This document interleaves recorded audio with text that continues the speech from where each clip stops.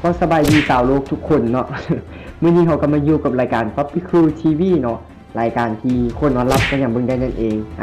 มื้อนี้ริวกิก็สิมาเล่นเกม War Mode เนาะซึ่งเป็นเกมฟรีอยู่ในสตรีมนั่นเองซึ่งริวกิก็ได้ลิ้นลองเบิ่งแล้วเนาะ ลิ้นมา2มือแม่งได้5แต่เลเวล2 มาไป2ห้องลิ้นก่อนโอเคมาเป็นทีมแดงกันแล้วนี่มันจะมีพอยต์ทางลุมแถวๆเลือดเนาะให้เฮาเขาเรียกว่า2,000แล้วจากนั้นกด B นี่มันจะมีแลกพอยต์เนาะปืนแห้งฉะนั้นถ้าอยากได้พอยต์เขาก็ต้องไปเอาปืนสั้นไปลิงก่อนเนาะ มาเอาปืนสั้นไปลิงก่อนเลยนี่ไปใส่เอาแม่งบ่ตายโอ้แม่งเลือดไล่เด้อเอาได้พอยต์เซ้ยมึงก็มึงคือว่าได้พอยต์เนี่ยได้หรอเรียบร้อยฆ่าไปตัวนึงโอ้โหแหลกเอาโอ้โหโอ้ยทางบ่ให้ง่ายเฮ้ยเอาขอบอลท่านเกินแล้วแม่ซีซั่นหมดแม็กหมดตาย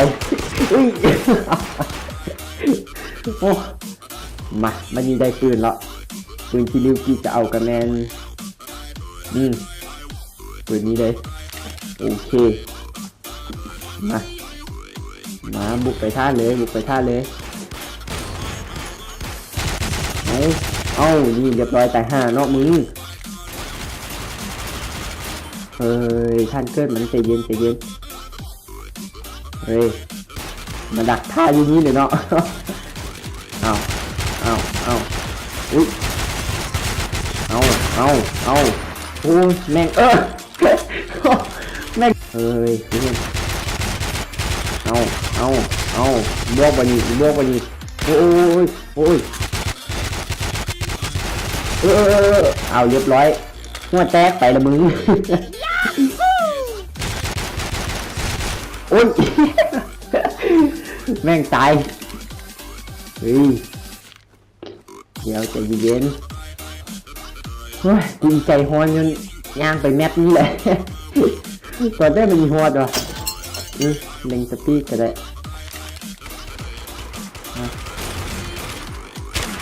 โอเคบวกเนาะผมไปบวกทางถึงดีกว่า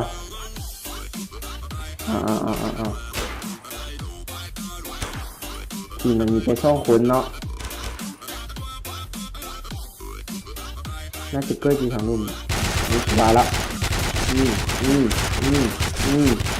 เรียบร้อยตาย5ไปละมึง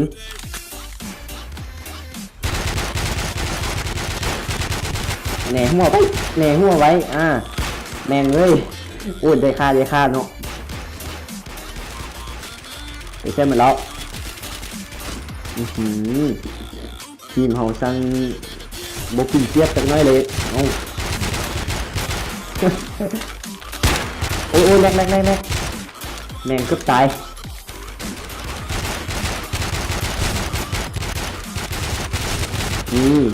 ตายไปละมึงอย่าให้เข้าบุกมาได้การไว้ก่อนเดี๋ยวมาเนี่ยเรียบร้อยตาย5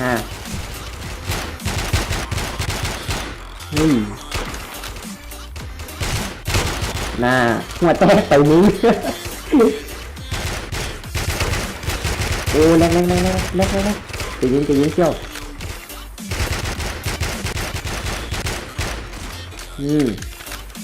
บวกพอยเรื่อยๆเลยเนาะโอ้โห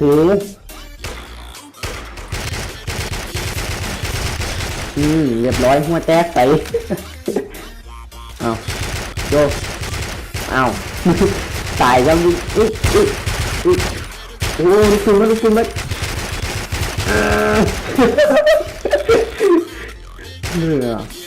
เอาบ่ที่เอาบ่เจียวนำหน้าไปก่อน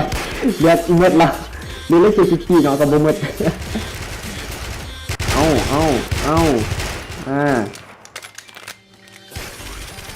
นี่ฮะ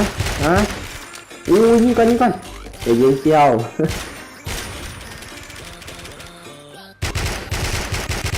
นี่โอ้ยลูกปืนมันมาบวกอย่างนี้เลยกูเอาอุ๊ยนี่มันปืนมาตายเหรอเอาแม่งเอาปืนสั้นโจ้ที่มาตายเดี๋ยวข้ามันเกิดต่อกันเอายึดแม่มมาเปลี่ยนปืนสักน้อยหนึ่ง47ปืนนี้โหดสุดแล้วเอาวันนี้ฮะโอ้ยใจเย็นลูก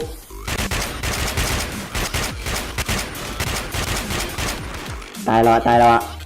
มาตายแล้วบุกเหรอ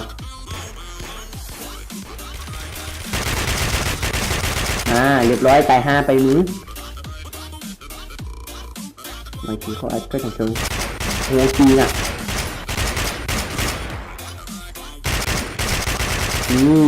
เฮดช็อต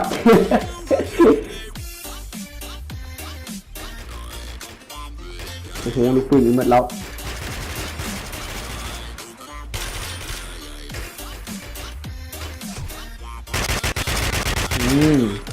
ตายหนึ่งโอ้โหทีมหอเดี๋ยวเทียบไล่สุดแล้วเดี๋ยวนี้โอ้โหเฝ้าบอลเกินเลยแม่งโอ้โหทีมเขามี2 คนเอาโอ้ยใจเย็นเนาะใจเย็นลูกปืนมัดเอาเบาะมึงเอาปืนซ้ายกูเบาะเอาปืนซ้ายกูเบาะเอา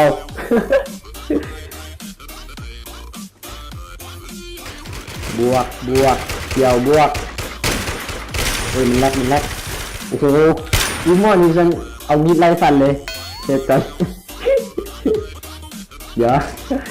มาเอาบวกกันทั้งเชือกอ่ะเดี๋ยวจะเย็นเอาชนะเรียบร้อยเนาะชนะไปว่าสวยงามเลย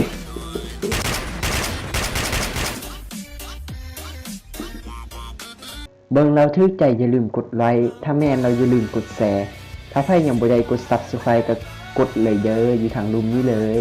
บ๊ายบายเจอกันในคลิปหน้าเย้